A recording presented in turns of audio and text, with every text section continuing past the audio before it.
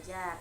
Tapi sebelum melakukan pembelajaran, terlebih dahulu kita berdoa ya. Berdoa dimulai, berdoa selesai. Nah, pada pagi hari ini Ibu akan memberikan tujuan pembelajarannya, itu yang dimana tujuannya itu melalui kegiatan berdiskusi, siswa dapat menyebutkan dan mempresentasikan faktor-faktor yang mempengaruhi kualitas air dengan baik. Kemudian melalui kegiatan melakukan pembelajaran, pengamatan, dan berdiskusi, siswa dapat mengidentifikasi peristiwa dalam teks non-fiksi. Jadi, kemudian selanjutnya Ibu akan bertanya nih, pembelajaran kemarin kita tentang apa ya? Ada yang tahu? Ya, pembelajaran kemarin itu tentang ciri-ciri pada makhluk hidup. Benar sekali, bagus. Tepuk tangannya ayo. Dah, karena sebelumnya kan sudah membahas tentang ciri-ciri pada makhluk hidup nih. Nah, Ibu mau bertanya lagi nih, materi tentang sebelumnya nih. Ada yang masih ingat nggak ciri-ciri makhluk hidup itu apa aja? Nah, siapa yang masih ingat ciri-ciri makhluk hidup itu apa aja? Ya, angkat tangannya. Ya, benar. Ada bernafas, kemudian bergerak, setelah itu tumbuh, berkembang biak. Ya, benar. Nah, jadi bernafas, tumbuh, bergerak, dan berkembang biak itu benar ya. Tepuk tangannya buat si Eka. Oke, jadi setelah mengetahui apa saja ciri-ciri makhluk hidup, kita akan membahas nih pembelajaran selanjutnya. Tapi sebelum kita membahas pembelajaran selanjutnya, Ibu akan bertanya nih pada kalian. Tadi kan ciri-ciri makhluk hidup itu ada bernapas, bergerak, tumbuh, berkembang biak. Nah, di dalam pertumbuhan itu kita punya kan yang namanya proses ya, proses pertumbuhan. Nah, jadi tidak bisa kita tumbuh menjadi besar kalau kita tidak diberi makan. Ya, benar. Jadi pasangannya makan itu apa? Minum kan? Nah, benar, minum. Jadi kalau pasangannya makan, minum. Ketika kita makan dan kita tidak minum, pasti kita akan tersedak ya. Nah, jadi pernah berpikir nggak sih, kan minum itu kan dari air. Pernah berpikir nggak sih kalian, kalau air kenapa sih kok nggak habis-habis ya? Kenapa di bumi ini selalu ada air? Nanti walaupun misalkan musim kemarau tetap ada air. Kenapa ya? Kalian pernah berpikir seperti itu enggak? Nah, jadi kenapa air itu selalu ada? Jadi jawabannya itu karena air itu mengalami siklus air, yang dimana siklus air ini merupakan perputaran air secara terus-menerus dari bumi ke atmosfer, lalu kembali lagi ke bumi. Nah, siklus air ini terjadi melalui proses penguapan yang disebut evaporasi, yang kedua pengendapan presipasi, dan yang ketiga pengembunan kondensasi. Kemudian siklus air ini terjadi melalui tahap, yaitu yang pertama, air laut, sungai, dan danau menguap karena terkena panas matahari. Proses penguapan ini disebut evaporasi kan. Kemudian tumbuhan juga akan mengeluarkan uap air ke udara. Uap air dari permukaan bumi naik dan berkumpul di udara. Dan jadi lama-kelamaan udara itu tidak mampu lagi menampung uap air.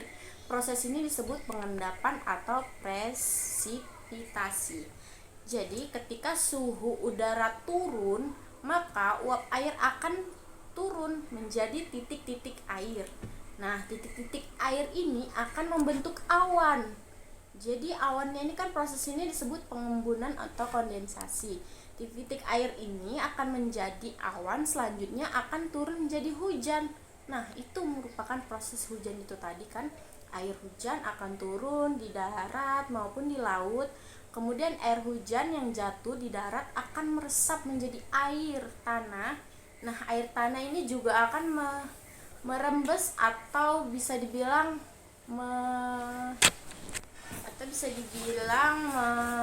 menyerap ke danau atau sungai. Nah, selanjutnya air sungai akan mengalir ke laut sebagai Sebagian air di sungai dapat menguap kembali.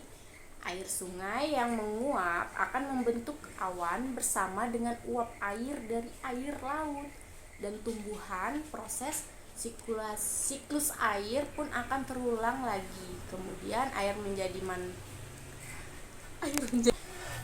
kemudian air itu tentunya pasti memiliki manfaat yang banyak sekali buat makhluk hidup kan.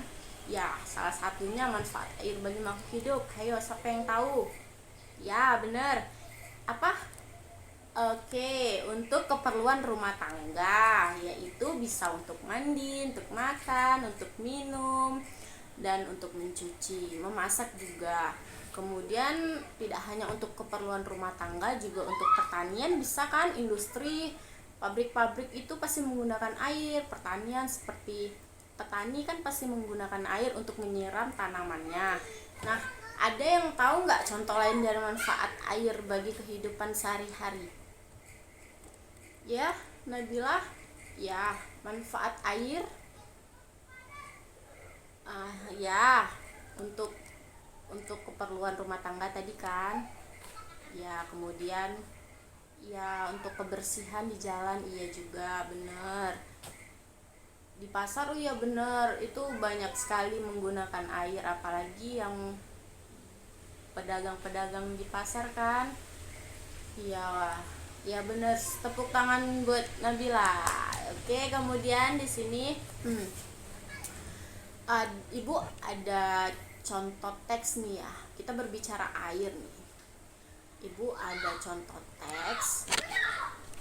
Berbicara tadi siklus air, Ibu memiliki contoh teks yang dimana contoh teksnya seperti berikut.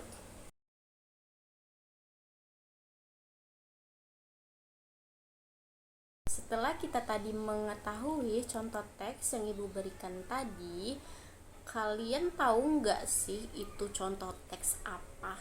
Coba yang tahu tunjuk tangan. Ya, benar. Itu merupakan contoh teks non-fiksi. Ada yang tahu nggak sih contoh teks non-fiksi itu apa? Ya, jadi Bu jelasin ya. Contoh teks non-fiksi ini ialah tulisan yang dibuat berdasarkan data, hasil pengamatan, hasil percobaan, atau hasil wawancara. Nah, jadi datanya ini kan bisa dipertanggungjawabkan dan bersifat ilmiah. Dalam menulis karya non-fiksi juga terdapat aturan bakunya dan harus diikuti dengan baik. Jadi, itu merupakan pengertian dari teks non-fiksi tadi. Jadi, contoh dari teks non-fiksi ini ialah laporan hasil wawancara, kemudian laporan hasil percobaan, laporan karya ilmiah, biografi, tesis, skripsi, itu merupakan dari contoh teks non-fiksi. Nah, kenapa dikatakan contoh teks non-fiksi? Karena itu tadi dia memiliki hasil pengamatan, juga bisa ada hasil wawancaranya, kemudian ada hasil percobaannya. Jadi itu merupakan teks yang memang benar-benar nyata adanya, seperti contoh teks yang Ibu berikan tadi. Nah, jadi tidak hanya teks non-fiksi, ada juga teks fiksi. Jadi Ibu berikan teks fiksi ini. Nah, setelah membaca teks tadi, kalian dapat memahami bukan contoh teks perbedaan dari contoh teks non-fiksi sama teks fiksi? Ada yang tahu? Tunjuk tangan. Ya, jadi teks non-fiksi ini perbedaannya dari berdasarkan datanya, kemudian informatif, kemudian menggunakan bahasa yang lugas atau denotatif.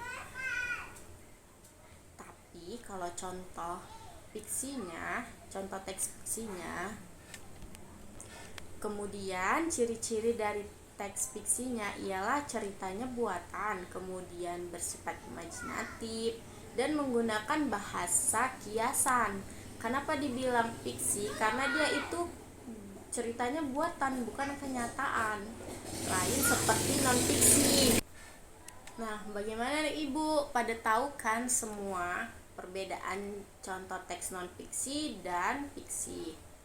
Jadi, Ibu mau minta nih dari salah satu dari kalian untuk menyimpulkan pembelajaran kita pada hari ini. Ada yang sah cuci tangan? Oke. Ya, Saskia. Iya benar. Jadi kesimpulan pada pembelajaran kita hari ini ialah siklus air merupakan perputaran air secara terus-menerus. Kemudian tadi siklus air melalui proses penguapan evaporasi, kemudian pengendapan presipitasi, kemudian pengembunan yaitu kondensasi. Setelah itu ada manfaat air tadi bagi kehidupan antara lain untuk keperluan rumah tangga, pertanian, industri, dan pembangkit listrik lainnya. Setelah itu tadi ada teks non fiksi, merupakan tulisan yang dibuat berdasarkan data kan, kemudian hasil pengamatan, percobaan, dan hasil wawancara. Seperti itu kesimpulan pembelajaran kita pada pagi hari ini. Nah, jadi Ibu mau membuat suatu tugas kepada kalian untuk dikerjakan di rumah. Tugasnya kalian buat contoh teks fiksi satu aja untuk materi selanjutnya. Sudah, setelah itu lebih dan kurangnya Ibu mohon maaf. Jadi pembelajaran pada pagi hari ini kita sudahi sampai di sini. Wabillahi taufiq wal hidayah. Wassalamualaikum warahmatullahi wabarakatuh. Selamat belajar dan salam sukses. Assalamualaikum warahmatullahi wabarakatuh.